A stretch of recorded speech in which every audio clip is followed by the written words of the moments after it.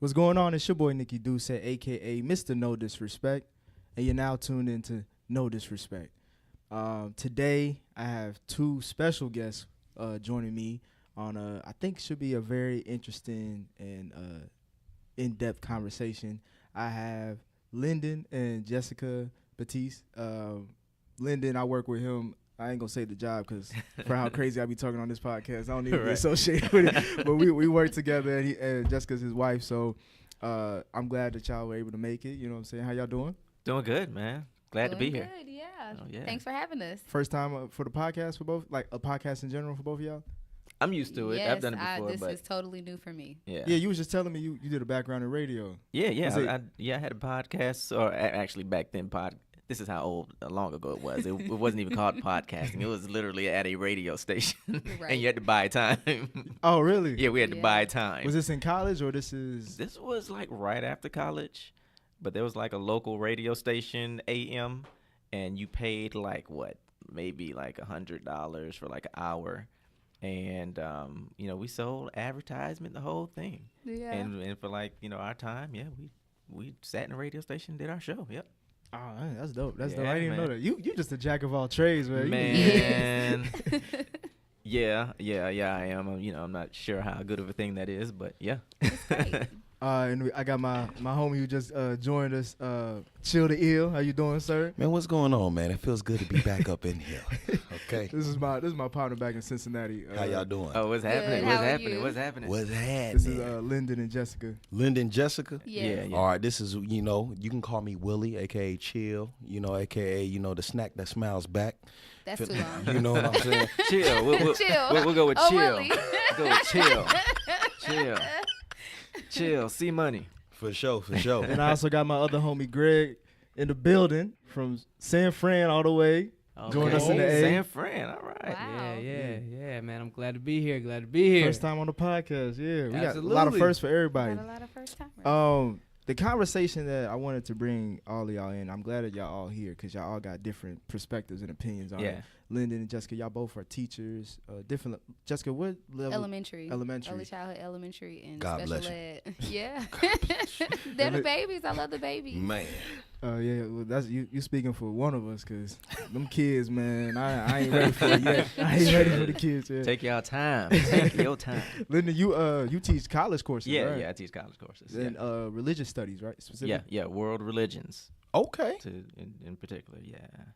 So yeah, I'm loving that. Actually, I didn't realize how much I would love it. I've been doing it for about 2 years now, and man, it's fantastic. I love it. Yeah, and me, Willie, and Greg, we all went to high school together, went to college, Okay. and we just are we still considered post grad? I feel like we get a little bit older than that now. Man, I little wish bit I older. could be back in college, I man. Yeah. I just got that Yeah, Facebook update of like you graduated high school post-grad. right? 8 years ago. In somebody's yeah. system, you are an alum. Right. That's right. You gotta hang it up. Right. but since we're all educated in Mhm. this particular time and situation, I wanted to talk to y'all about like how the schooling system and just education in general, to see how y'all thoughts and opinions on where we at currently in this climate and where do we need to go and how far have we even come in general. But my first question for y'all is like, what do you think the difference between intelligence and being educated? So, for example, do you value someone based on their degrees or based on their intellectual knowledge on their experiences? Unfortunately, I think that we're judged on both. It just depends on who's doing the judgment. On paper, if I only know you by your paper, your resume, for instance, I'm looking at your credentials. I only see how you look on paper. You could be the nicest, most intelligent person, like perfect for the job, but if I don't know you and I'm only looking at the paper, that's what speaks for you until you get in the door. Unfortunately, you might not make it to the door if you don't show well or look good on paper. So it's both. It's definitely both. And it doesn't have to be a reflection of your actual intelligence, because you can actually be very intelligent and have no formal credentials. But on paper, Paper speaks for you sometimes, before you get a chance to speak for yourself. So. And that's the unfortunate part about it. You know, having paper speak for you is essentially an extension as far as for what you bring to the table for a company specifically. You know, Right. and especially like here in Atlanta, it's very cutthroat. You know, there's so many people here. Shoot, Right. the goal is to get me in the door. I can sell myself. Right. But what that paper gonna say compared to what other people's paper is, Right. and even if I feel like nobody else can do what I can do per se, or bring the value that I can bring Right. necessarily, then you know what I'm saying. It's a shame that, you know, depending on whether it's a minute detail or something else, they'll just scoot your stuff to the side. We'll get this guy, and even if he's not fit or gal, and if you're not a good fit for it, oh well, you know, you lost out. So it's I'm half and half on it. Like you said, the paper unfortunately kind of like governs the floodgates, and then as soon as I get there, it's like, okay, this mine now. Like I feel like I get an interview for a job and I sit down, it's mine if you let me in the door. Right. It's mine, you know. Right. So But, yeah. I was gonna say, like, going off of that, like, Lyndon, like, when it comes to working at a job and stuff like that, and like what Willie was talking about, like, sometimes you just want to get in the door, Right. And I feel like nowadays education, they keep moving the goalposts, Absolutely. and Right. like experiences are now kind of being more dominated than the actual degree, from at least from my point of view, because like I can see someone having like 4 years degree, masters, but Right. sometimes these employers like, okay, that's just a requirement qualification just to even apply for this position. Right. What have you done? Those are usually the ones that separate everybody from everything else. Do you feel that's a valid evaluation of someone's skill set or someone's what they can bring to a company? Yeah. I mean, it's definitely valid, but it also, I mean, it's very nuanced. It just depends on what industry and what type of job you're talking about. There are some jobs where I don't necessarily need to know, you know, your particular skill. For example, I teach at a technical college, which I think is the way of the future, by the way. 4-year institutions, I mean, I think they'll always be relevant because, you mean, we talk about the endowments of Harvard and Princeton. They'll always be there. But in terms of mainstream, you have a lot of people. I mean, they're experiencing record enrollment because people understand that a lot of the employers, they're looking for specific skills, specific knowledge. However, in some of these, what they would call white-collar jobs, with the bachelor's or the master's degree says for some people that there is a certain level of acumen or intelligence that you have. So maybe I don't need to know if you can, maybe put together a car. You see, I don't know much about cars. I'm sitting here trying to think of car parts. I'm like, car. to the battery of the right. Yeah, The car. carburetor. right. You just give me a part, anything, wheel, but Rim. right. But they want to know. But again, the 4-year degree says again that there's a certain level of. And I remember having this conversation with someone, and she was working towards her undergrad, but she was thinking about giving up. And I said, it's not about even the degree necessarily. People just want to know that you completed something. Like it says that to an employer, that you completed something. You took 4 years, you were committed, and you passed, you went through. That lets me know that more than likely when you get on this job, you can complete an assignment. Right. Wow. Greg, Yeah. you went to Ohio State, Yeah. so that's a big brand, Yeah. right? Mm-hmm. And when you hear someone like Lyndon saying, it's like, I just want to, when some employers like, I just want to see that you've completed 4 years of that. Yeah. Does that make you appreciate your time at OSU, or does that make you think like, well, damn, I could have done this anywhere? Anywhere. I think it makes me. It's funny because I was just talking to somebody about the fact that like in high school I did this curriculum called like International Baccalaureate, like Yeah. IB curriculum, and it's funny. I'm at work. I was talking to this guy who told me he did IB.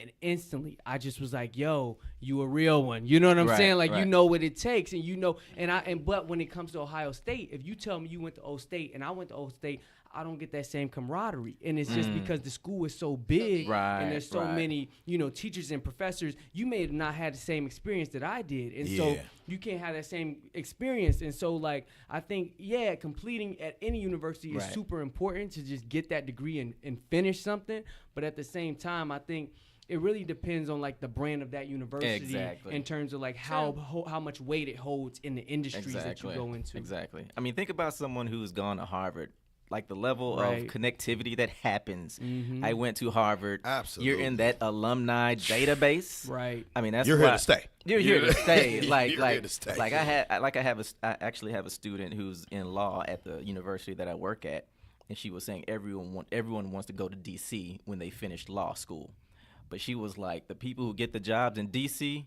Harvard, Yale, Yeah. Princeton, it's because of those connections. Yes. So like you said, the brand does matter. I mean, and it doesn't mean you can't be successful outside of that brand. We know that, but in some it's that cases, paper. some That cases, paper. That yeah, paper speaking that for paper's you. real. I can say, just to share a quick experience with my position now. I work for Fifth Third Bank. I'm a financial advisor. My boss literally came to me when I was in my interview before I got hired, and he was like, literally, I seen your job experience. You worked at this company. I started with Fifth Third, worked a year. I went to Top Gun, which was contracted by Panasonic, so I worked for Panasonic for a year, and then I moved down to Atlanta. And so, for new millennials, you got to think about it. This is not the age where you can get a good job and work 40 years and get a Right, pension. right, Retired. I Yeah, need to it's true. figure some things out first, what I Right. like to do Right. before I can be set. Right. Right. And so the one thing he did mention was, listen, I seen that you got this college degree. You went 4 years straight. This shows me that you can complete something, start Right. to finish. Yeah. Right. You took your time, you did it. This is what attracted me to hire you on. And I just felt like that's powerful. Like, Yeah. man, like no matter what experience I brought, no matter what, because I only had like a year here, and a year at another place. I only been in the work field for so long. It's like, you know what I'm exactly. saying? Right. But you have to have that, I guess, established record where you did something, you started, you completed it. And for that, we believe in you and we can invest in you. So when you're talking about college and universities, what do you think the whole point of it is? Is it like, what tools do you think these schools want these students to come away with? Because they always, like you talk about, schools want man. alumni to give back and to Right. come back and speak their story, especially if you're highly successful. But during the process of it, during your undergrad or graduate portion of your career, like sometimes you feel like, what's the point? Yeah. Right. Like if like Especially I'm when we see going- that bill. Yeah, Right. exactly. Especially, Exactly. especially when you Right. see the People, bill. people reconsidering, man. 'Cause, like- People are That's the truth. reconsidering. Because some people coming out and they spent over $100K Right. during education to better themselves, Right. and now they got the student loan debt, and now they can't even get a job that pays them half of Exactly. that. Mhm. And that's Right. why you got to pay attention to the politics right now, because a lot of the people that are running, they're talking about, what are we going to do about education going forward, that we can't continue to strap the next generation with $100K Yeah. loans. I mean, because you have people, you want somebody to be a teacher, right? You want more people to go into the education field. But who's going to go into the education field if it's going to cost me $100K just to get a Exactly. degree and That's- come out making yep. 45? Right. Which Come is on, why man. male teachers are a rarity in school. In schools? Oh, Yeah. Because how exactly. can I support my family on Absolutely. 40K? Right. I can't you even know, like a year? spit game. Like, yeah, baby. Okay. Right. Yeah, He's like, I baby. can't even get a drink at the bar. Yeah, right. Yeah, It's I'm a true. teacher. It's true. Yeah, I make 39. Which Historian. does a disservice for the future males. Right. Well, you 'cause can- everybody comes to school, but but you can't see yourself in it. Yeah. Exactly. But you know what? But even our roles are changing in terms of our gender roles. Absolutely. So we're having a lot of discussions right now in society. So I think it's okay. Again, this is sort of a tangent here. It's okay for the man to make a little less. Oh yeah. Oh, yeah. Absolutely. Absolutely. It's okay. These it should days. these days, Yeah. it should be okay. Absolutely. It should be And if okay. you're trying to scheme on a girl and you a teacher, like you could say, "Hey, look, I know you got your little nephew or something. I can get him into that private school." Right, I get him in. No, real talk. You gotta use got your plug. Because I watched a show called Big Little Lies. That private school shit is real. Right. Oh, He it's telling the big cutthroat. little lie. Boy, he gonna be sitting right It's there. cutthroat I thought I for could get him sure. in. Exactly. But I mean, but it goes to a larger question of social cohesion, right? Like, we understand we have to have teachers, we have to have people who go into the fields that are less glorious, if you will. Yeah. But everybody, any level of intelligence, realizes that if enough people say I don't want to be teachers, then something goes really bad. So then, what is the role? Absolutely. What is the role of teachers in 2019? Like, has it changed from the time that you got? Like, I know it's changed for me. Like, Jessica, you brought up the fact that there's not a lot of male teachers, but Yeah. the community I grew up in, I saw a lot of male people in education. Some of them were my teachers. Some of them just worked there. It was just, and they were black too. And was this in elementary school? Yeah, this was like middle this. school, This high is school. elementary school. Because the elementary school where I worked, there were African American custodians, and there was the principal. He was African American. So that's a big male. gap. Okay. Huge gap. Okay. No teachers were male. None. No male teachers. The daycare that my child goes to, no male presence at all. All female? All female. Even owners? Even the owner. Wow. Absolutely. Wow. And that's been, I mean, Why do you think that is? Like, why do I think that like, is? because when you got your degree, I'm sure you looked at your peers. Did you see any males getting the, even in your class? Nope. I was in a cohort of 33 females. Wow. And then I went and did my master's of a similar size. No males. No males. We had a few male professors, but when it comes to early childhood, men don't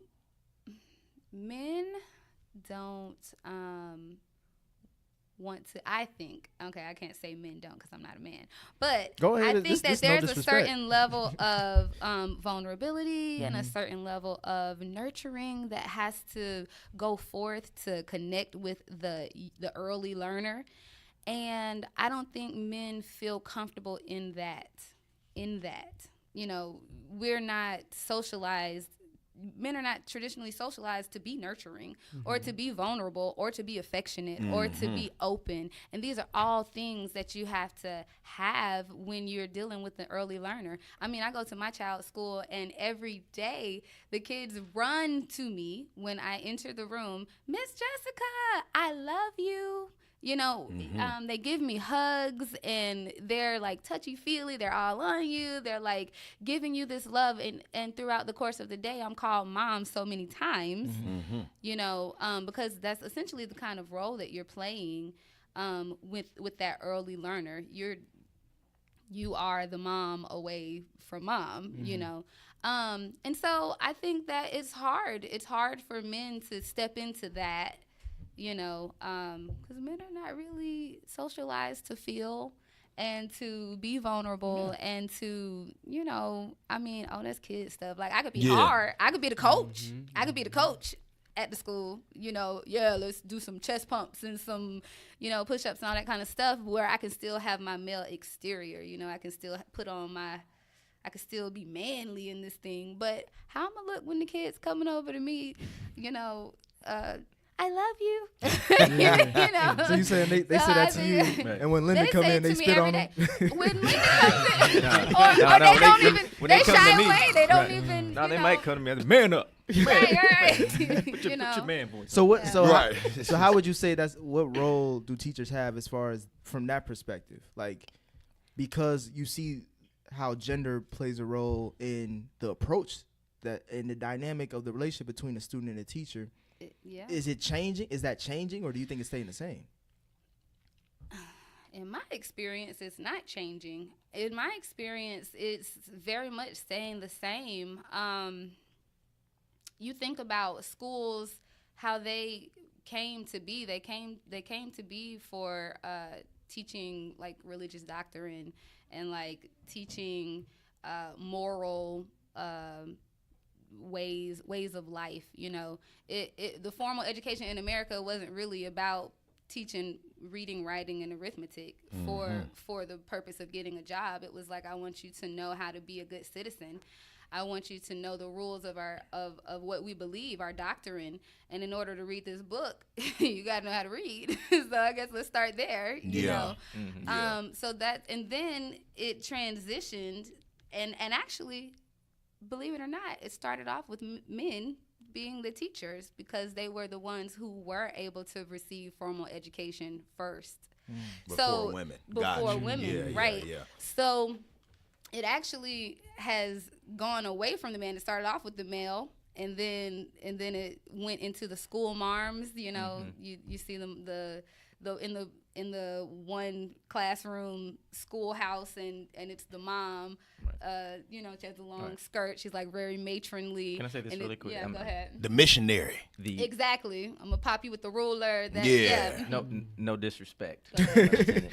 The white male Oh, I just absolutely. want to make Absolutely. sure. Oh, specifically, yeah, Absolutely. White man, Absolutely. because it's a totally different dynamic. I think. I forgot no, Lyndon that's- pro black, so that- he had to. oh, He yeah. had to Hotep, man. Let him know.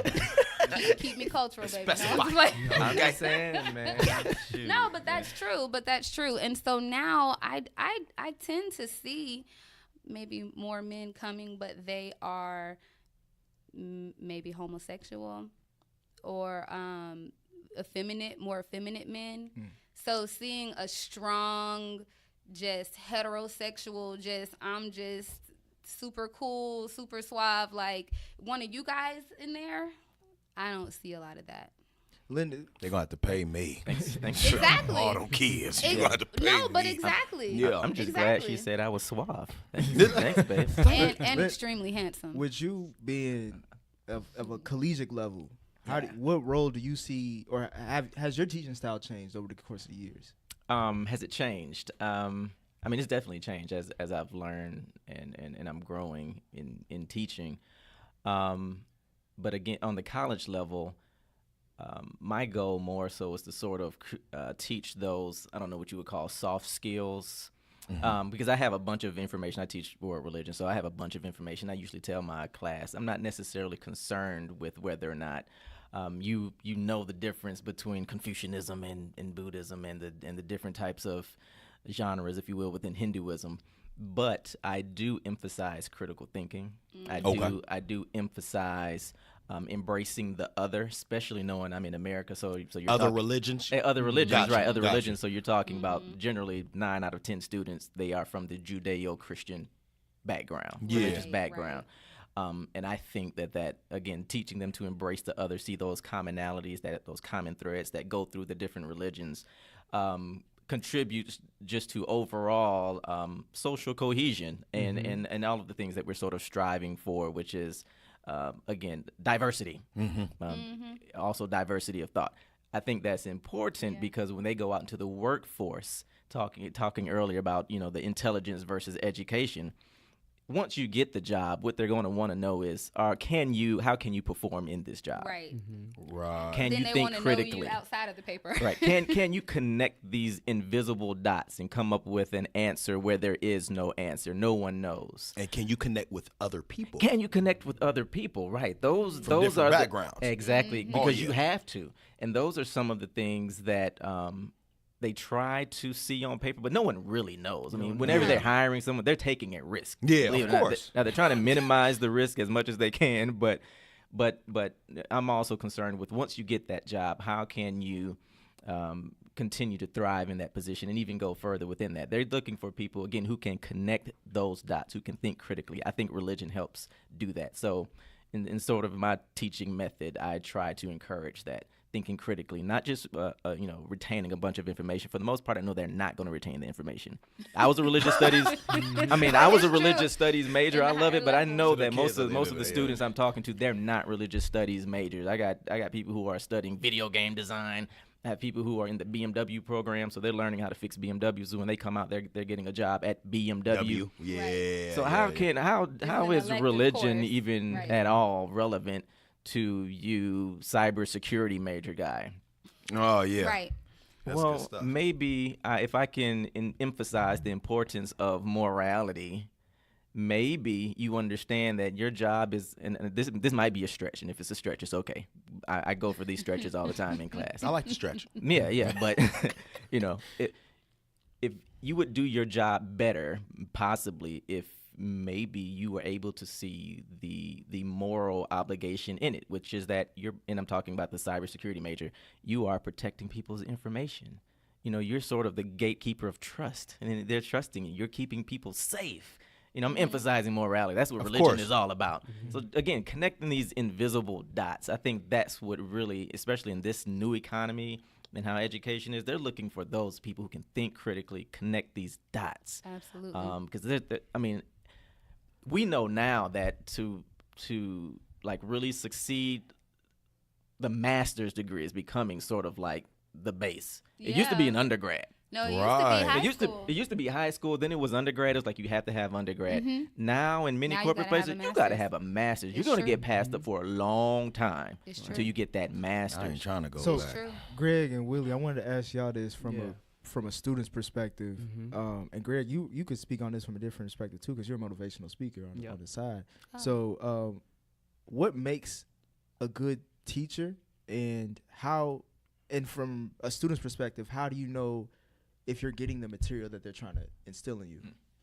Yeah. So I think, and also to just touch on like what's the role of the teacher or the instructor today in 2019. I think it's all about unlocking that potential. Yeah. We are meant as like, no matter who is leading the classroom, they need to have that ability to unlock potential, and you need to Right. unlock barriers that are not just placed on these students from an academic perspective, but I'm also talking about from a personal perspective. And as a motivational speaker, that's a lot of the times what I like to pair. I like to pair that academic mindset with that personal mindset, and just like really make you a holistic human being who is ready to come into this world and do what you need to do. Right. So if you have the ability to let this student know that no matter where you come from, no matter what you look like, no matter what society has told you you are, Right. and how they perceive you, you have the ability to pick up any book or any lesson plan and learn it, and then take it and get the knowledge and the education, but more importantly, get the intelligence to then apply that knowledge and education Right. in ways that can change your life, your family's life, and change this The world world. Change in the a world. dynamic way.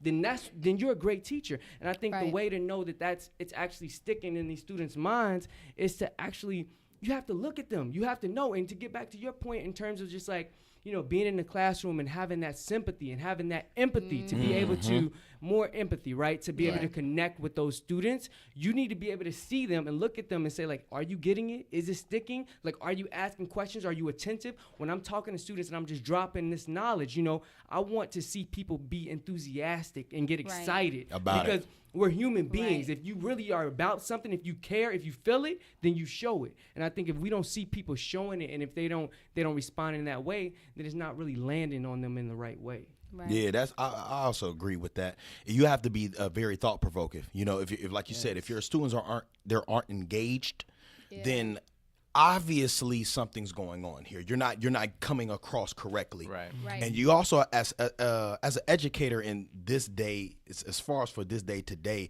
you have to understand that not everybody learns the same way. Yes. Right. You have to be specific to every kid's needs Yes. true. and that balance. We were just talking in the car about just literally how, we were talking about IB, and say if your IB person was in a college prep class, you know what I'm saying? We need to make sure that the IB student is not being bored. On the Yes. right track. At the same time, you need to Right. get the kids to catch up right. to who's lacking behind. But Right. you got to make sure everybody has their own individual goals, Right. and that everybody actually can digest whatever the context is, whatever the content, and actually apply it like you said and move forward. So I feel like the best teachers are the ones that could connect with their students, that's actually personable, and then can actually sit down and, okay, how can I strategically plan for this student? Me, I like to learn through doing. It's trial and error. I'm a hands-on guy. I have to do it. You can tell me something and read a book all day. Cool. You know what I'm saying? Show me how to do it. Throw me in the fire, Yeah, I got it. Right. You know what I'm saying? Right. So this is called No Disrespect. So we got our little speeches out. Yeah. Let me keep it a buck. Some of these kids they ain't shit. All right. Let's keep it real. You ain't shit. That's what it is. Whether you Your mama ain't it. whether you a toddler or a teenager, sometimes you be like, you know what, this nigga lost cause. That's no, but I disagree. I disagree. All right, I all right. disagree. Speak on it. Everybody has a special gift for the world that they're going to be blessed to give. Are you a good mama? No, You're a good I'm a teacher. Come I'm- on. I'm a teacher. Okay? Come on. Before I was a teacher, before I was a mama, I was a teacher. And I take it, I've always had this connection with kids. Like, I'm the person who waves at every baby in the grocery store. I'm a person who, kids will just run up to me, strange kids. And I'm like, Hi. She's right. She's not lying. Hi. She's not lying. Yeah, she's. He said, yeah, I went in there for Yeah, she's the baby a bag of whisperer. Funyuns, Yeah, she's the and we baby- came out It's greeting true. 10 babies. It's true. Really, she's the baby whisperer. It's true. I connect with the person, the person that I connect with, that inner child's potential. I see the next blah blah blah in that child, you know, and they feel that energy. We have a connection. I mean, every child has potential. No child.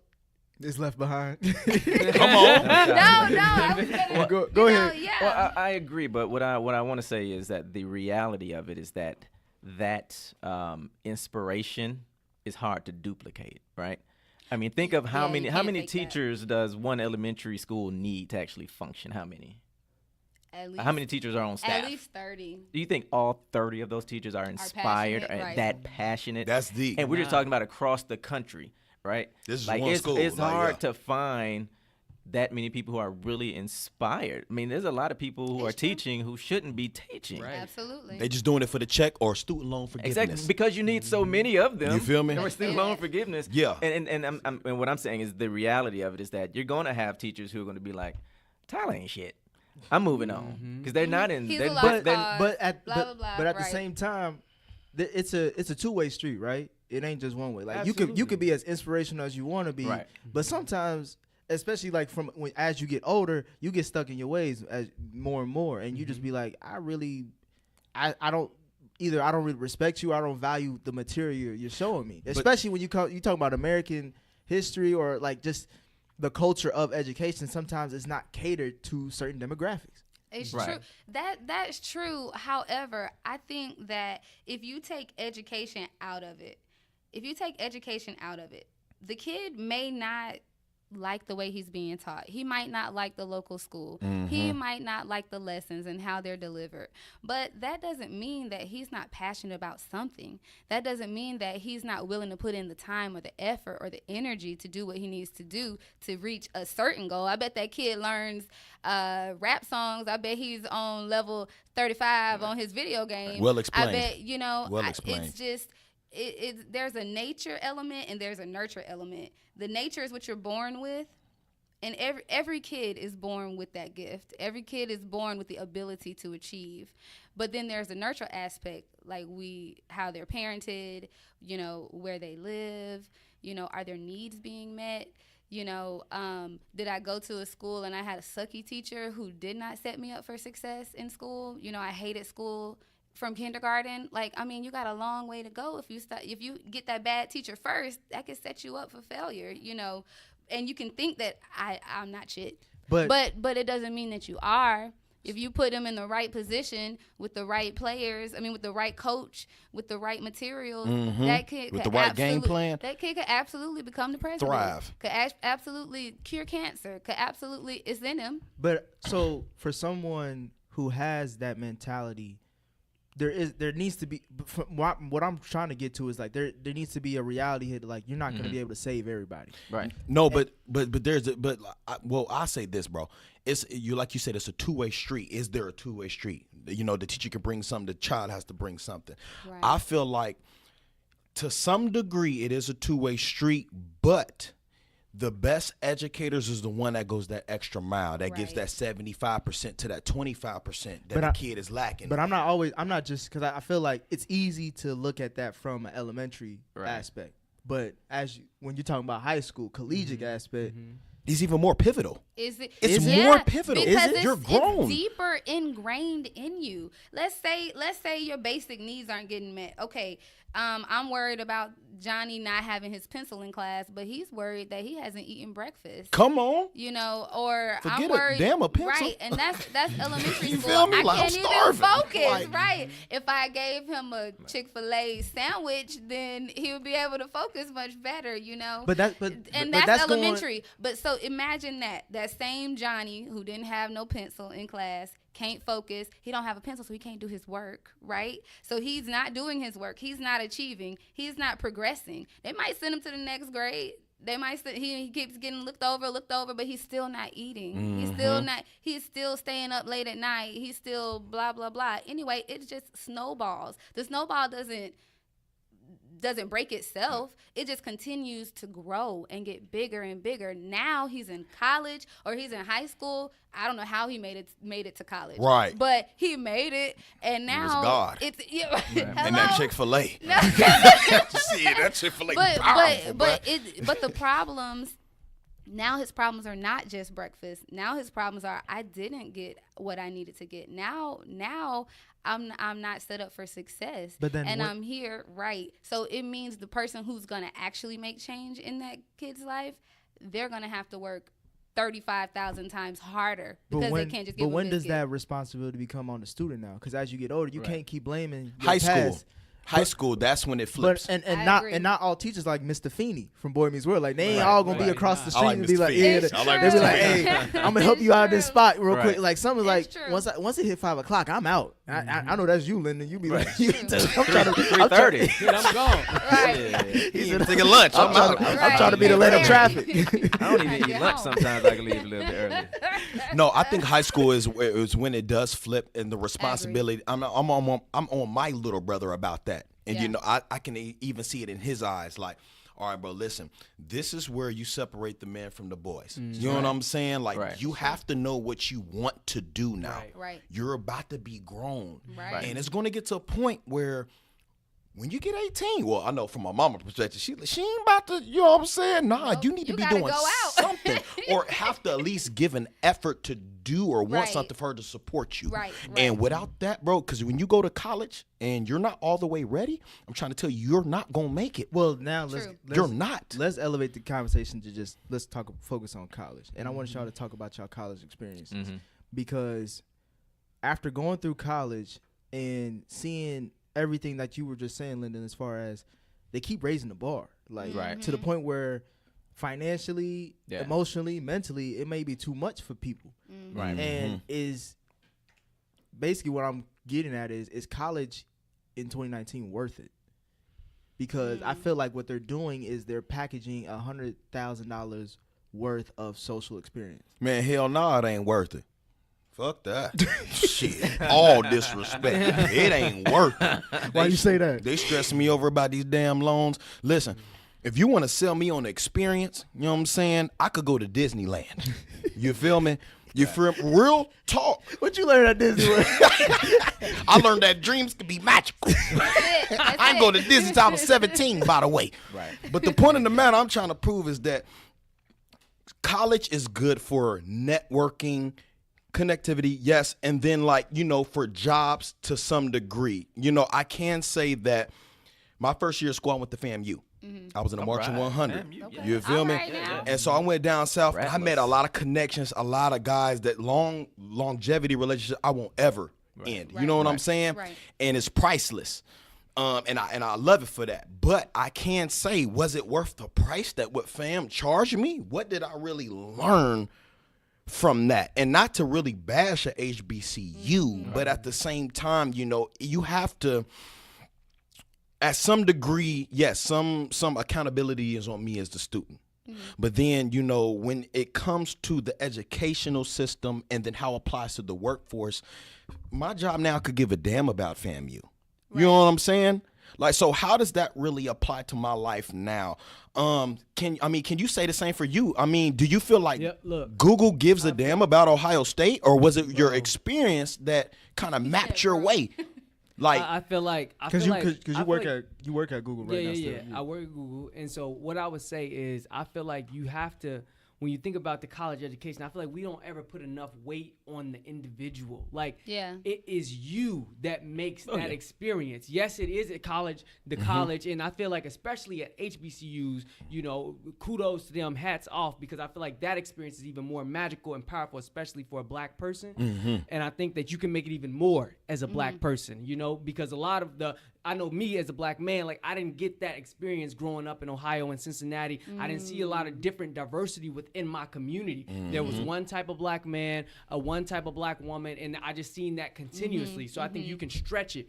But I feel like no matter where you go, like if you go into this college experience and think like, yo, I want to make this what I want to make this. Yeah. You gotta. It comes back to you. Like you gotta be willing to just like create some stuff at some point and not think that Right. it's always on these professors or these TAs or even an RA in the dorm to kind of tell you what you need to do. And that's what I think us as a people, we really need to conquer that idea of like, yo, when are we going to start owning that we have so much more power than we think we do? And I'd say like, you know, in terms of just like, is it worth it? I like to think that like everything is worth what I make it worth. Like I'm gonna put some value in this. You know what I'm Right. saying? So Ohio State, If I'm that paying degree, this much. if I'm gonna pay that much, I'm gonna make Might it as worth well it. make some You know what I'm connections. saying? Go out, Worth shake that some tuition. professors. Yeah, so and like, some more shit. how are you gonna finesse the system? make You know it what I'm saying? How work. you gonna make it worth it? You know what I'm saying? Yeah. I think we gotta flip that narrative and start thinking about how can we take back that power.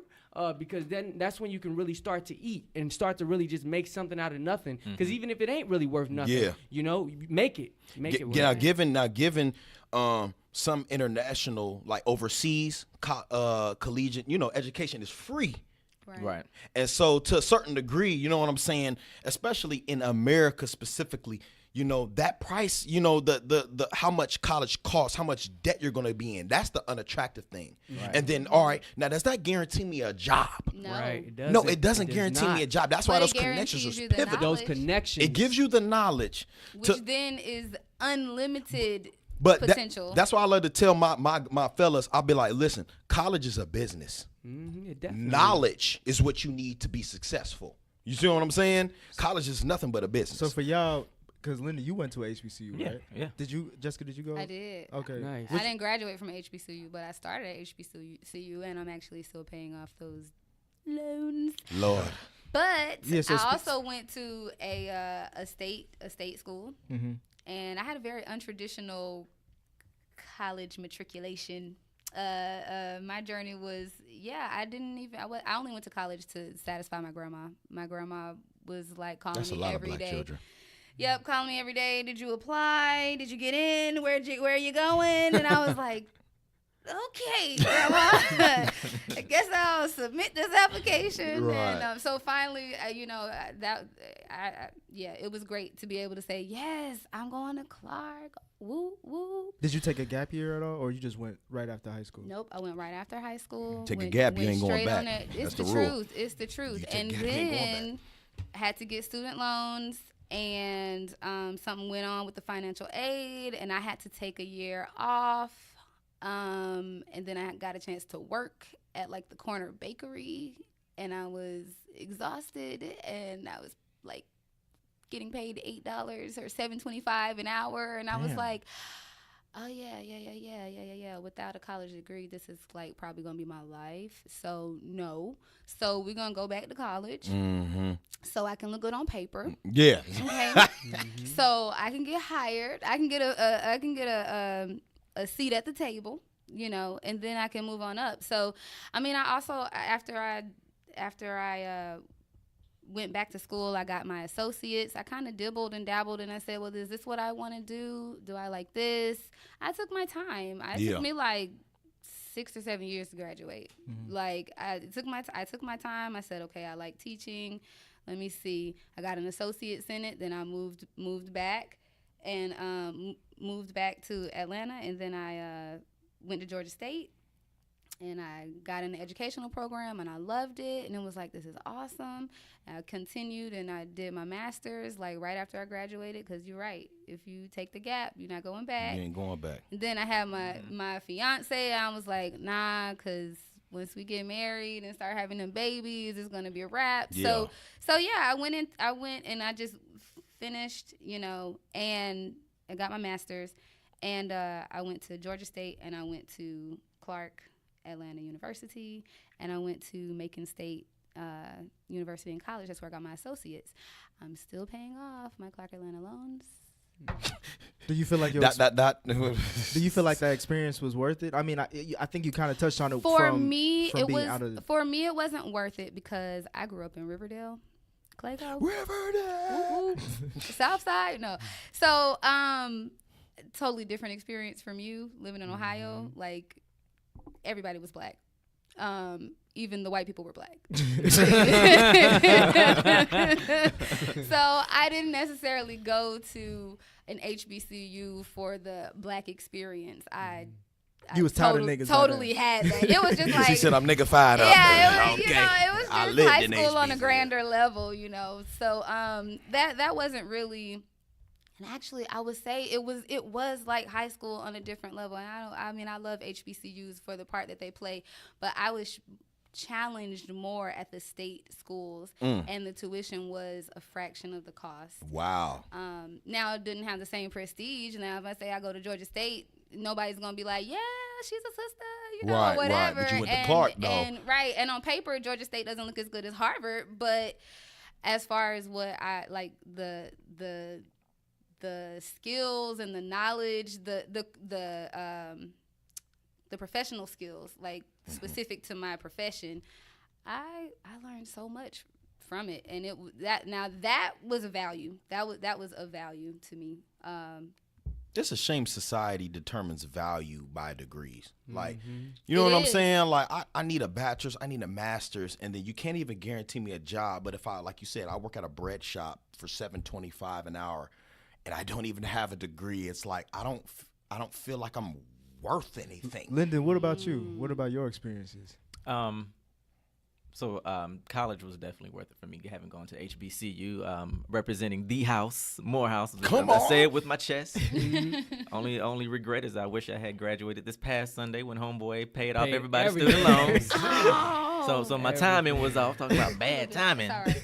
40 million total. You know what I'm saying? But I grew up in Riverdale as well, and I grew up right in the time when Riverdale was changing. So like when my family moved there, it was largely white. It was a white suburb at that point. I remember being a kid on the football team at the rec. I was like one of 3 black kids. That's what Riverdale was.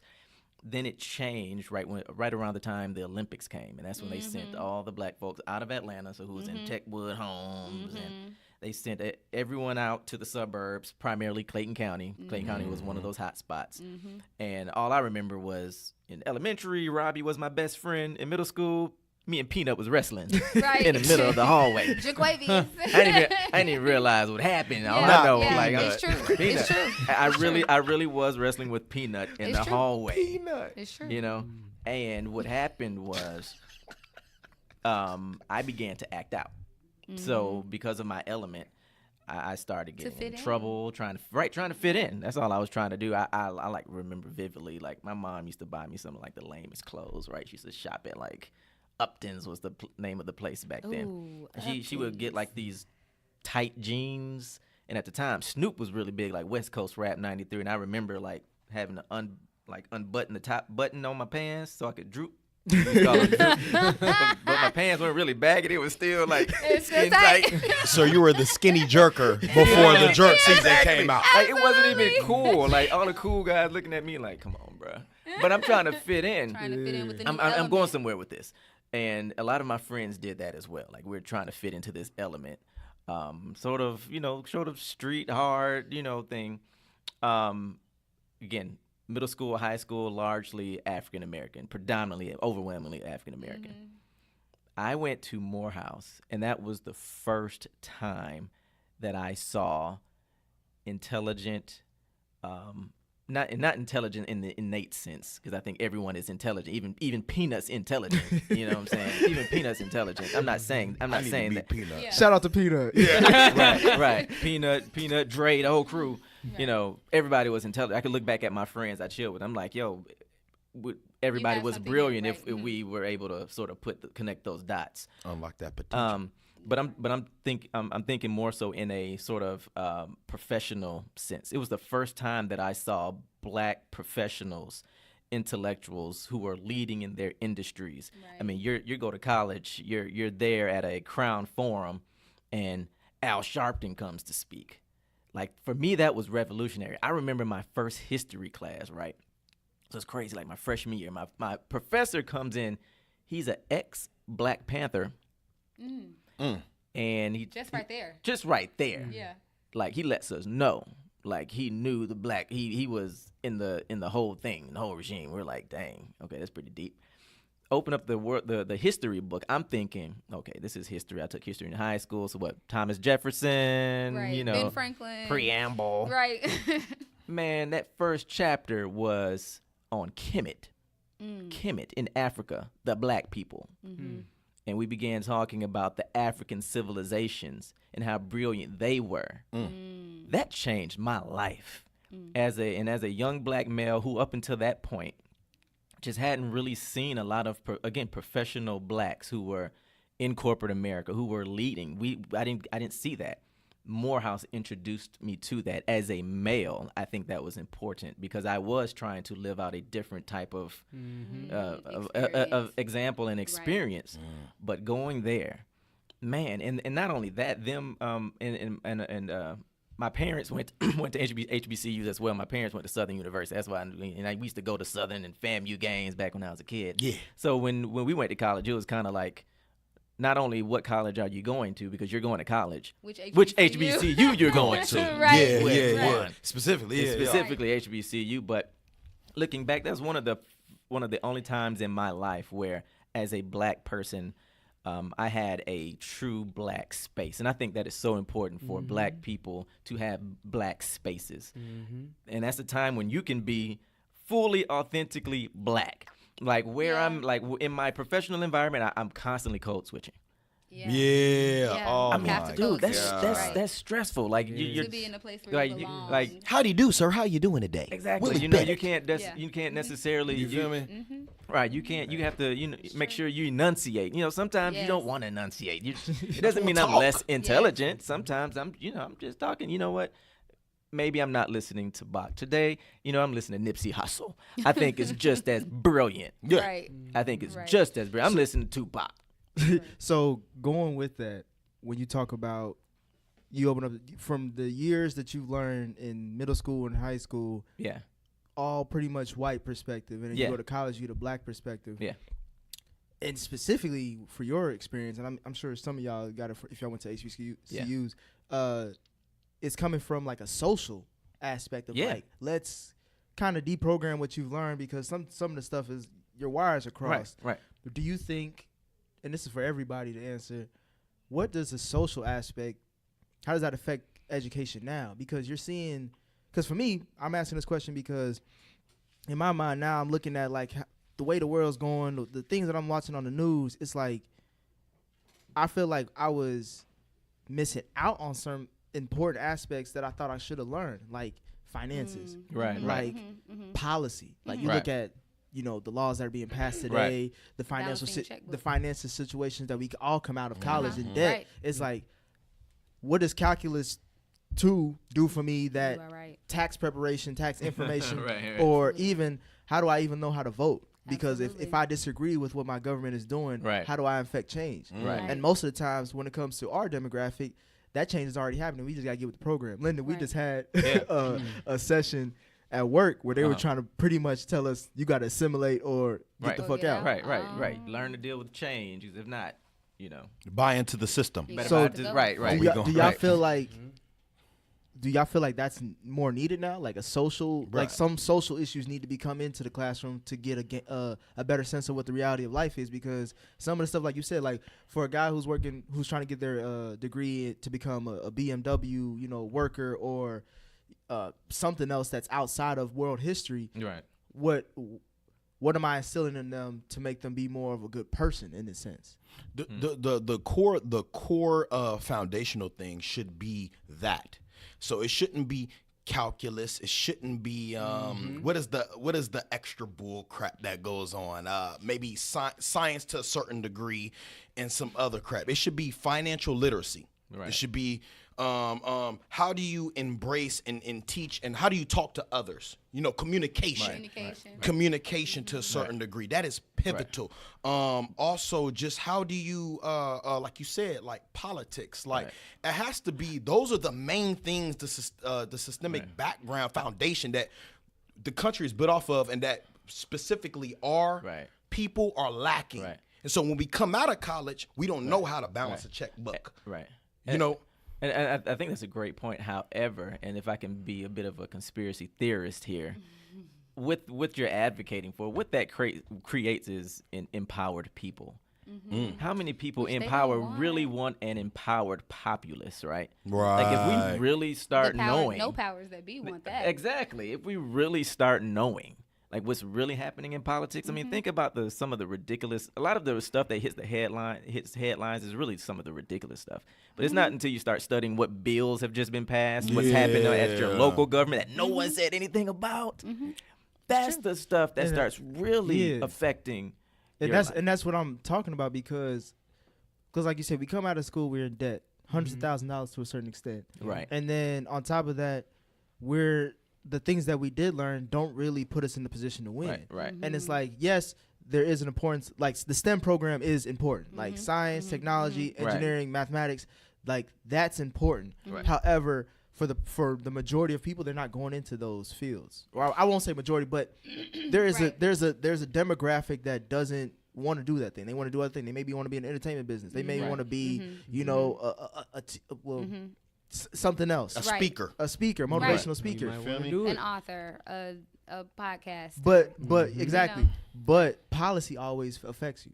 Finances Absolutely. always affect you. You Right. got- at the end of the day, you got to pay bills. No matter Exactly. what possession you're doing, you got to pay bills. Right. And we don't do that. And I don't know. And that's where I kind of go back to my question as far as like what point, it's a two-way street. Like as a student, as someone, and Greg, you touched upon it, we got to do more. We have to put ourselves in these positions to win. And does the school structure, how much do we need to rely on the school structure to do that for us? I feel like when you talk about putting yourself in a position to win, it also we need to incorporate like that feeling you got being at Morehouse, being black. It did something to your identity. Oh, it yeah. did something to how you saw yourself. And I feel like we need to make sure education includes that. Like Yeah. so many times we think I think even if we did build a curriculum that says like, yo, I'm going to teach every black person, how to be the best finance person, how to balance the checkbooks, how to know all about politics so we can get into power. If you don't first say, but hey, black people, like right now in America, this is how America views you. And these are Right. the social issues that you're dealing with as people Right. that are affecting your identity, that are affecting how you raise your families, how you walk in this world, how you show up. Then you'll never be able to create a people that are truly empowered, because at first I feel like it always goes back to that personal thing. It's like you got to love you first. You Right. got to know how to love yourself and your people holistically Right. Right. before you can empower them to do anything to conquer others and have power, right? So it's like, when are we going to, as educators, start first having a conversation of like, yo, who are you? What are your dreams? What do you Yeah. believe in? Are you okay? Do you want to be here? Are you hungry? You know what I'm saying? Like, what is it? Are you good? Do you you- know who you are? Do you know where you come from? Do you know where you come from? Right. You know what You I'm feel saying? me? You need that. You You need need that.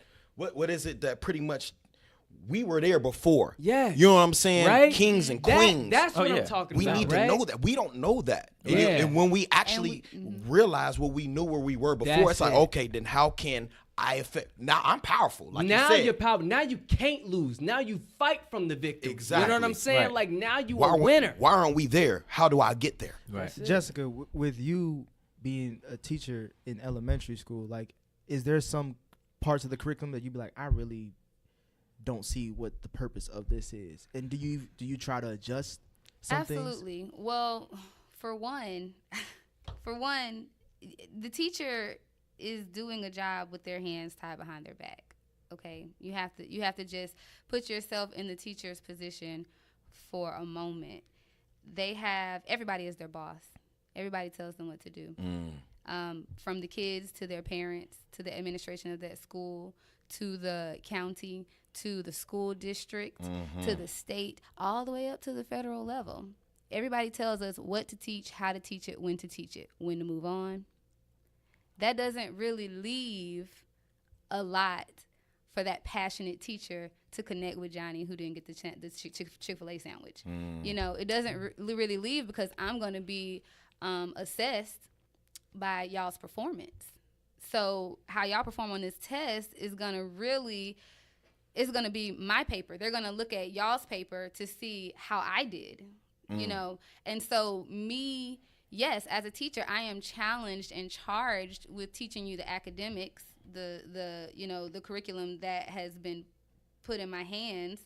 but I'm also charged with grooming you and creating good citizens and finding out what you're passionate about and finding out why you don't have a pencil. You know, I'm also charged with all of that. I'm also charged with me teaching you what I think is important for you to know. And my experience is going to be different from the next teacher you'll have, you know, because me as a black woman, you know, I want you to be I want you to be proud of who you are and where you are and know that you can go wherever you want to go, right?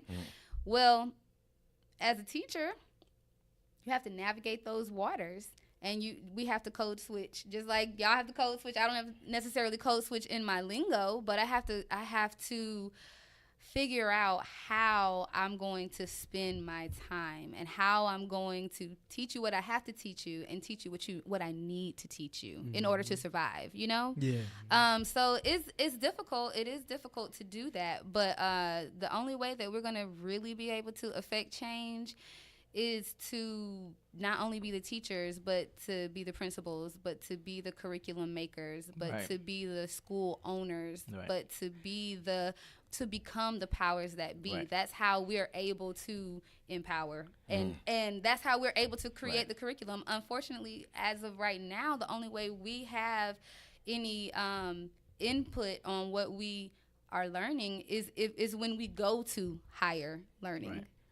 Go ahead. You finished? No, you got it. I didn't want to interrupt. It's when we go to higher learning, and unless you have the resources to send your child to a private school that goes in line with your doctrine, you know, there's a private school out there for every kid. Oh, you know, yeah, there's a private school for hoteps. There's a private school for Catholics. There's a private school for ESOL students. Ain't a private school for strippers. Come on. Yeah. And they go to work to pay for school. You feel? At least that's what they say. But, you know, unfortunately, most people do not have the resources to go to a private school, which means they're going to have to learn what everybody else is learning, which your government creates that. And whatever kind of citizens they want, that's what you're gonna learn. I mean, in middle school, do you realize that slavery is not even? Lord have mercy. Slavery. The slaves were migrants. That's what they say these days. They say they were migrants. Migrants who journeyed. Wow. Over. Unforcefully. Allegedly. Right. Unfortunately. Yeah, journeyed over. They bought their ticket. So whereas in the past, slavery we might have had a chapter on slavery, right? Yeah. And how it came to be. Now it's lumped in with the immigrants. That's when they talk about slavery. Damn, They lumped in slavery with immigrants? Lumped in with immigrants. So they saying they took the Royal Caribbean to come over here? Exactly. Cruise ship? Oh yeah. Cruise ship, Total you know, whitewashing. to explore my God. Linda, So of course, I'm sorry, you said it. No, you're right. That's something that I can't teach it like that. Mm-hmm. You can't. I mean, this is what the book says, but let me tell you, I'm gonna have to tell you. Yeah. Okay, and so every teacher has that opportunity to have a teachable moment where a teachable moment is necessary. Step away from the book necessarily, you mean? Yes. Okay, got yes. it. Gotcha. And good teachers will do that. And I think it's difficult.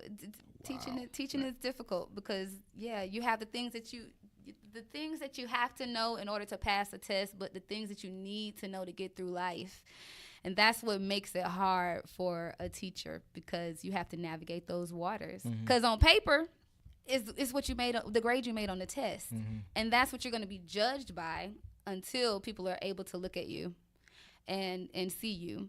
And, you know, you can make all the grades on the paper. It And, don't mean and nothing not in have life, right? none of the and not have the application for life. So Really quick. That's why I'm an advocate for HBCUs. Number one. Number two, I'm an advocate for charter schools. And this also ties into and I throw that in there because you talk about creating the curriculum. That's generally where that happens when we do create charter schools. Also, just on a tangent, and this might be you say no unpopular, no disrespect, but I do think that black folk have to diversify politically, because and I don't think there's either political party that completely addresses the needs of the African American community. But I do know the sort of the template has been that we advocate, we're generally against in terms of our politics, school choice, and only for traditional education because of the party platforms. And I think the true progress of the African American community is diversifying politically. I'm not saying black folks become Republicans knowing those are the two parties, but at the very least, holding both parties accountable. All parties. All parties. You think accountable. they don't? You think black people don't hold both parties accountable? Hell no. No, absolutely Dude, not. We don't get pandered to. Every right, other ethnicity gets pandered to. Right. Who panders to the black every people? election, Nobody. they know that the Democrats are gonna get about 98% Absolutely. of our vote, no matter who runs. Absolutely. And at the very least, it might drop because Hillary Clinton did not get the Obama coalition. But she still got like 92, 93% of the vote, despite. So Actually, women failed her in the vote. right. Like for her to lose, yeah, right. statistically, women failed. Oh, for yeah. Right. Especially white Minorities were there. Right, It was especially women white weren't. women. Especially right. White women, They thought they had voted that for Trump. had that on lock. But I mean, if you're a politician and you have only so much political capital, right? If I know I got this group in the bag, am I really going to listen and try to meet whatever requests, That's where needs she they might messed have? up. I know I'm getting 98%. So who I'm going to listen to? The people that I don't have in the bag. So I'm going Right. to go to the Hispanic community Right. because they fluctuate. They do. George W. Bush got about, and this is 2000, 2004, I think it may have been even higher. He got around 40% of the Hispanic vote. Wow. Around 40%. Wow. But what that said to the Republicans was, we can get their vote, number one. I mean, it's possible. And now let's find out what we need to do to get that vote. Because if we could get 40%, 30%, I mean, we could win the election. Yeah. Right. But at the That's point, this one party says, well, you know what? Black folks been voting Democrat since Kennedy, since the 60s. They ain't going nowhere. So we just going to skip on by that black church. Yeah. We ain't going there. I know y'all want, whatever y'all want, but we not going there. And I think that has really set us back. I really think that's the new frontier. I'm not saying black folks should migrate from one party to the other, but we can't have this same level of religious commitment to the Democrat Party. Those days are over. Those days are a wrap. And I think it's kind of happening. A lot of discussions are happening where people were, and I think this is just the truth. A lot of people were a bit underwhelmed by the Obama administration. It did a lot, but I think there were a lot of people who were underwhelmed about what came out. And I know it's unpopular to say, hey, Nah, is forget unpopular that. to say. Speak it. tag, All disrespect. take it out on me. I'm good. All. Nah, But we've had those yeah, discussions. We've talked about it and- because for me, my friends always make fun of me for they always think I'm Republican because of how much He do be coming back. We be having our meetings. He be like a black Republican. I be like, bro, go on over there. Look like Ben Carson. Look like Ben Sonny. Well, first of all, fuck you. Second of all, the reason why I bring that type of energy to the room is because, like you said, Lennon, like we've been complaining for so long. Yeah. Sometimes we got to switch the questions around, right? Yeah. Because we get the same answers. Sure. Yeah, we be like, oh wait, hold on. You've been here rocking with us for so long, yet we are not advanced We're as a still in people the same, right. since Martin Luther King, in my opinion. And then yet we had 8 years, damn near a decade of a black president, which it seemed like he was giving out handouts to everybody else, yeah. but black Except- folk at the time. I know nobody want to say it. I ain't even trying to come with this episode and say Obama was a puppet. I ain't saying he a puppet, but I'm just saying I'm looking at the results. I'm not judging the man. I'm just looking at the results of Right, the right, administration. right. During the time where Trayvon Martin, that police brutality was a big All-time epidemic. high. Right. All time high. Now you're right. seeing like there's statistic data on black women in health and all this stuff that really black finances and the loans and all that they bailed out the banks, but yet what does that do for the black Redlining community? and Yeah, absolutely. Right. So right. it's like all these things happen, yet people like my mama, they got a whole shrine of Obama. And my mama He's anointed. Right, but and He they was had the- that and they had that shrine because of what it represents, and I Absolutely, respect that. I mean, the absolutely. first black president, I respect that hope. That represents progress.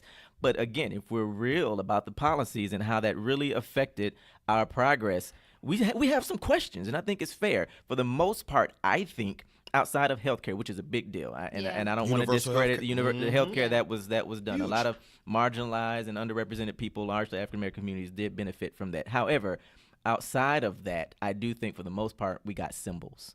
We got symbols, and most communities know that's all we need is a symbol. Oh, if I had a son, he would look like Trayvon Martin. Okay, that's cool. Yeah. But policy-wise, what is that going to mean? Because I see you. How do you help me? I and my see son? what you're doing for the LGBTQ community. Exactly. I see what you're doing for the Hispanic community. I see how you're pandering to the Jewish community, those power brokers. He understand the game. Come on. But we're not done. We understand the game too. That's why a lot of people, we're having these discussions. It's not happening on Main Street. It's not. I mean, it's not in mainstream. I mean, Yeah. Right. But we're having these like- discussions. A lot of black folks are like, He did more for the Hey, homosexual community than blacks. Well, I won't say more. I would say that when he was giving out handouts, he forgot. He forgot our hand. So he I did got more. you. right. But No, but if he you're couldn't be really quick, associated but with if it. you're Couldn't be Obama, too close. if you're Obama, why would you? Why would you spend any capital when you know you got this group in the bag? That's what I'm saying. It's on us No, to say we you just don't have us expected in it the of him bag. we expected it of him because he was Black. Black. Right. That's why we don't expect it from anybody else. We hadn't expected it And that- from and anybody that was- else. that's the point I'm but making. we expected Yeah. it from him because he was black, and that's precisely why he couldn't But we give shoulda us what known. we expected because he That's- was black. You That's shoulda- my we only shoulda- regret for Obama. I mean, look, we should have known when. And again, I don't want to be too, because I think I really love President Barack Obama and even Michelle Obama. Absolutely. That's what my they president. represent, I do. So this, I don't. But just I think it's good to be critical because we can be better. But during his campaign, when his connection to the Reverend Dr. Jeremiah Wright came out, and they started connecting him to Black liberation theology. I don't know if y'all remember when that happened in the campaign, and that was when Jeremiah Wright, who was a popular pastor. I can't remember the name of the church. My professors would It was struggle Obama's for church, that. right? It was the Yeah. church he Gotcha. went to, and he had Yeah. that, and he had that famous clip where he says, "Not God bless America, but God damn America." Right. And he was talking about the injustices that are happening in America, and America can't consider itself blessed. I mean, context, I get it. I studied Black liberation theology. But when President Obama came out shortly after and was like, I don't was go there, there. but Yeah. I don't really remember hearing that. Right. I was only there some of the time. He you said, know. I paid tithes and dip, boy. Right. I done- He disassociated himself. He did, And- but and- he had to He play the game. he- He had to. to play the he, game. And he that's did, the- but yeah. that tells you he was playing a game. Exactly, and that's what I was saying. Like Willie, he didn't do more for other communities. He just did the same thing that they've all the presidential candidates have done in the Have past. done in the Right. If you already, like Linda said, Didn't since do anything Kennedy, different. we ain't never had to really address it. So why do I Right. have to address it? Right. It's like if you're in a relationship and your partner may feel a certain type of way, but if you never really look at them in a way where you want to cater to their issues or help solve their problems, then the problem will still be there. It just depends on if the partner where they want to bring it up front. At some point, though, it got to the point, like around like the Trayvon stuff, like it got to the point where it was like, all right, Obama. Like, it's your time. You Now- have to. Right. Yeah. Like, it's, And he kinda did why that. do I have to expect that? Like, you should just know. Something should compel you to be like, okay, as the man in America, let me go ahead and put the foot down. Well, you Right. got to go back to his upbringing. He was, I mean, he had the traditional black upbringing. He like, did, and absolutely. unfortunately, I mean, you in it's very- Chicago though. I no, mean, I know but I'm you- saying from this, like, I don't want to talk bad about my African folk, but his daddy left him. He was raised by a white family. He was about. If you watch that Netflix movie Barry, shit, he was about to marry a white woman Right, before exactly. Michelle. Before Michelle, right. Exactly. And, Wow. and that Right, could have been right. different. He may not even become president if he doesn't marry a black woman. Right. So just because, like you said, the symbolism. Right. So for me, it's just Exactly. like Dang. It's complicated, Yeah. man. Dang, Barack. You're a dang, bro. It's true. and it goes back and it goes to the question that I want to bring to y'all as far as childhood and upbringing, like going back to y'all childhood and how y'all were raised and like in the education system, but also in personally in the household. Do you want different for your children, or do you want things to be just like do you look at back your childhood like I want to instill those exact same things that type of knowledge that I grew up as a kid? Or did you grow up and go through HBCU and like, damn, I missed out on a lot as a kid. I may want to instill these new things. Because I know Jessica, you and Lyndon have children, and even though, you know, me, Greg, and Willie, we don't. God bless y'all. We could kind of like, I just want to hear that type of input as far as like, what was the mindset going in when you had kids? You want to go? You can go. Okay, I'll throw this out there. So I think that my parents grew up in that generation, again, late 60s, early 70s, where they were taught to get a good education and get a good job. And they literally did stay in jobs for 30 plus years. That shit changed, like, for like my generation. Like, I finished high school. My freshman year in college was 9/11. You know, that's, I'm dating myself, but the economy was changing, globalization, technology. So we sort of had we had an outdated template that didn't necessarily work for us, that was given to us by our parents. So I definitely don't want to pass that on to my kids. One of the things that I do want to emphasize with my kids, that being critical of my parents, who I love so much, I do not think that they identified my particular gifts and talents and passion. They just kind of put me in the school system and said, you know, get A's and B's and then get a good job. I'm actually a very creative person, but that was never really nurtured. I don't even know if I should have gone to college, to be quite honest. Maybe when I finished high school, I should have gone out to L.A. I should have gone out to New York, because I'm creative as hell. I know that's where my bread and butter is. I work in a job now, Nick knows, where I think I'm intelligent enough to thrive and do well, but I don't think I'm a superstar in it. You're limited. I'm limited. It's a box. It's a box, because I don't think that's my natural, you know, like my natural habitat where I'm supposed to be. And you mentioned earlier about intelligence. You know, I think intelligence, there's multiple intelligences, right? You know, maybe Michael Jackson, I don't know how, you know, if he could write a damn dissertation, but that mofo could moonwalk. I mean, damn it. Right. I mean, have you heard? Have you read? Have you seen the documentary on when he did Off the Wall or Thriller, or the one on Bad? Like, this dude is a genius. He's genius level, just like Einstein and all his mathematical equations. Right. So I think we are in a new place where we're having more discussions about these different intelligences, and how do we nurture those and give them a voice and an opportunity within the context of education.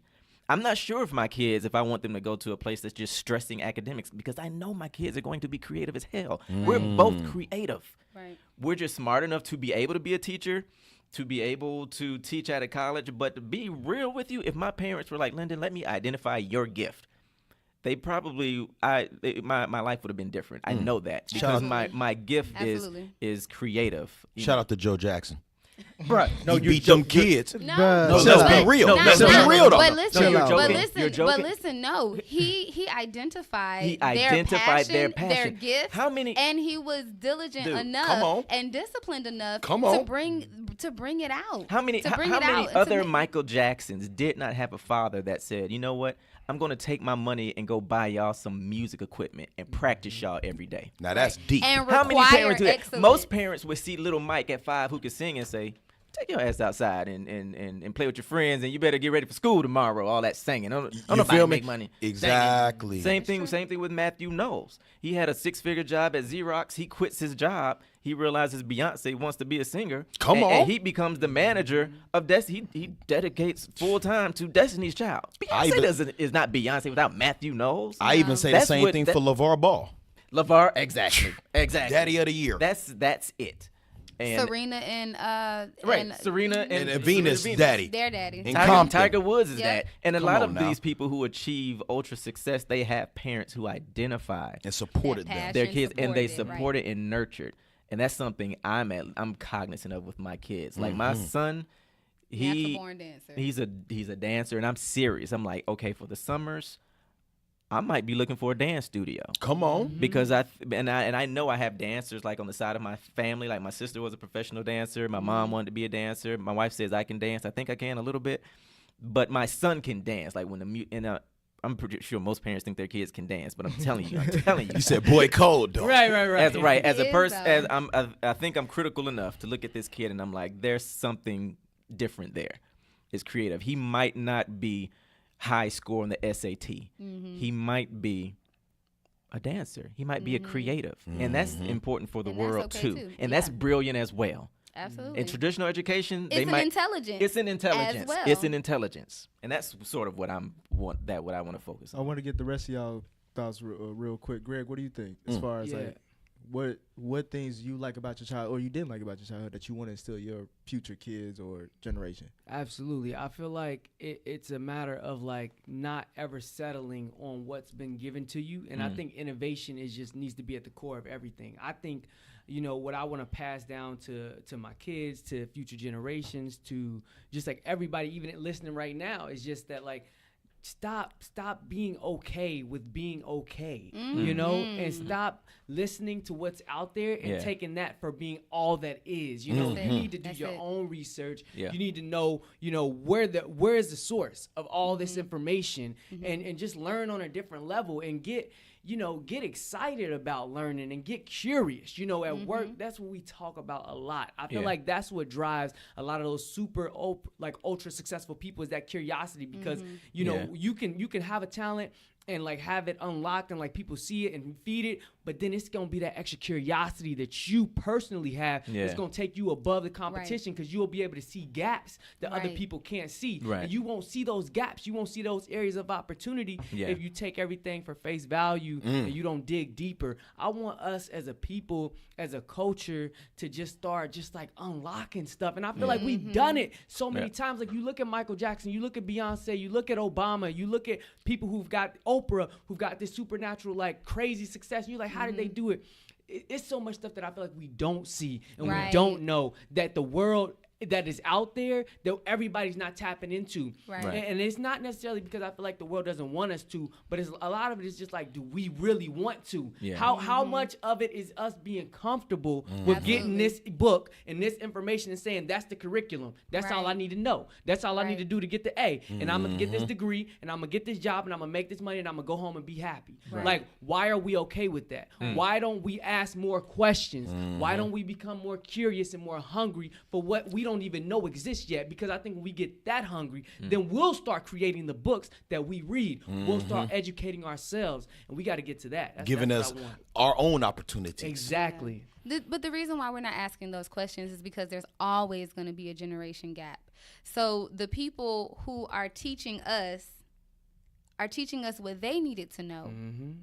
They're not teaching us what we need to know. Come on. And unfortunately, we're going to do the same thing with our kids, because you teach from what you know. You don't know. I don't necessarily know what my kid needs to know, be learning right now, right? Right. It's like you don't know what you don't know. You don't know what you don't know, so you teach what you know to the best of your ability. Right. So like you're saying, okay, so you're saying the curiosity, that's the component, but that's you speaking as a millennial.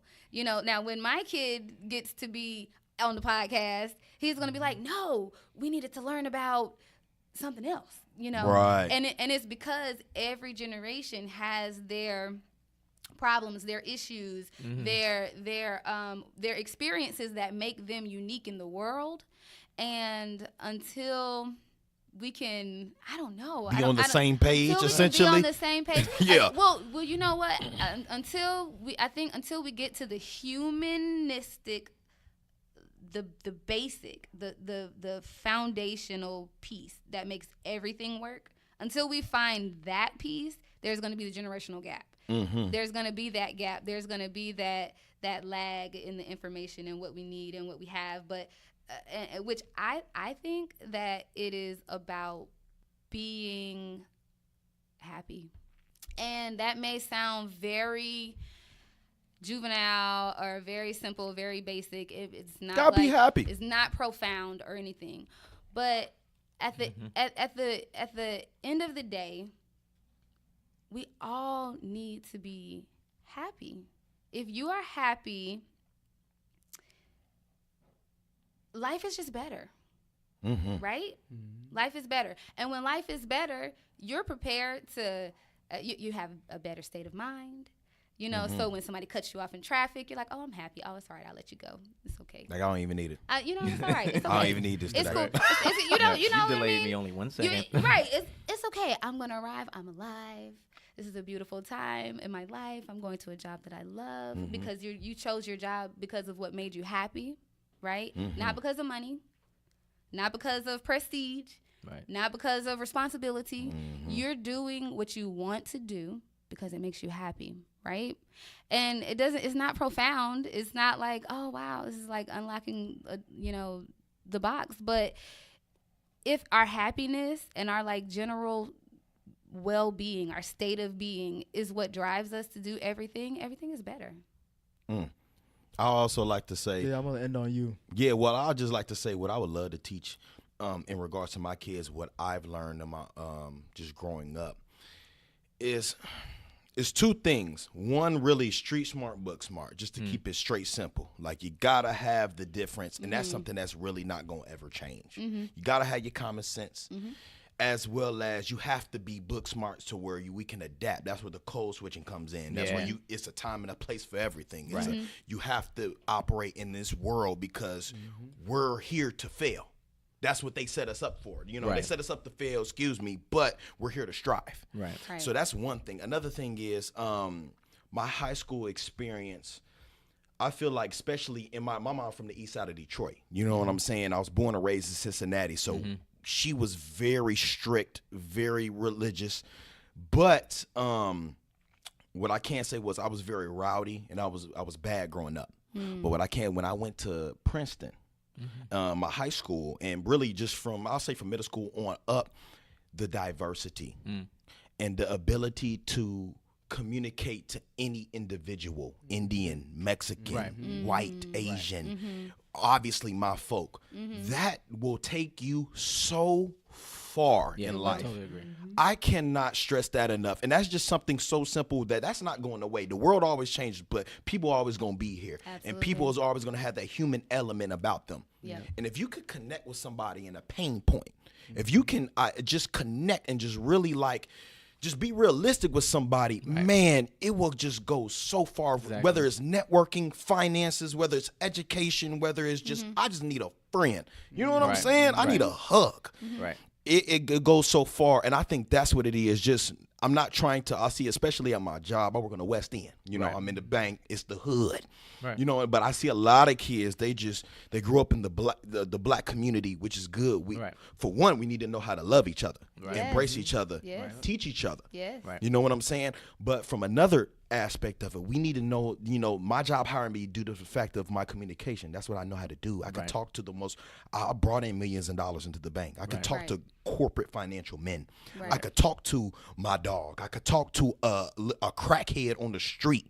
Right. You see what I'm saying? But the fact that if I can connect with you and listen, I could just tell you to be blessed, brother. If I can feed you a meal, if I can, you know what I'm saying? That human element. That goes so far, man. You can't beat that, man. So just that human aspect, that element, the connectivity between a human being, that's where we're losing these days. And if you can do that, that sets you apart for so many, it'll open so many doors for you. You can't beat it. And I'll just say that everything that y'all just said, but in my voice. So I can't be having shit. That's some real shit. But I appreciate y'all coming on Yeah, to talk about Thanks this. for having us. Enjoyed this, man. Y'all welcome back anytime. I love the conversation that was had. Y'all got any socials, media platforms y'all want to promote? I know. I'll let y'all go first. man. Right? No. Shoot, check me out on what is it? Linden Music World on Instagram. I think on Twitter as well at Linden Music World. He said, check me out at Linden Music World. I'm gonna go ahead and plug it, man. I got an album out there. Don't you do my boo like that. Yeah, I got it. FindMyProfessor.com. I want you to rate me as your best Right. teacher. I haven't had anyone do that. I gotta build that up too. But no, I'm gonna plug it. Check out my album, Looking for Love. It's on iTunes. It's a while ago. I did it a long time ago. But It's still relevant. Spell the name. Looking for Love. No, your name. Lyndon, Lyndon. So if you Google Lyndon, Lyndon, Looking for Love, I did a video for the song Higher Each Day, which is an inspirational song that is done well on the internet. It's touched a lot of people all over the world. And I know my wife's not plugging anything, but she's a wonderful vocalist, singer. The girl can sing a butt off. So she Shut up. A lot of the female vocals you hear on the album in the background, it's her, and her album gonna be coming out soon too. She just don't know it. Oh, Okay. What about you, We Jim? hopping in the baby. booth. Nah, y'all can find me at Childeeill, ChillDeeill on Instagram. And The Moon Men, ThamoonMen, of course, NDR. You know, I'm the third guy in the background, but you know, at NDR 513. You know what I'm saying? What's that, you, Greg? I know Yeah, you so got. you catch me at Mr. MR Forever Phase. So MR Forever Phase on Instagram. If you want that motivation, that inspiration, I'm Yeah. always dropping nuggets of inspiration. All right, and that's us for this week. Make sure you follow everybody and support. And if you like this episode, make sure you comment and send us suggestions on what y'all want to hear from us. But we out. Peace. Yep. Peace.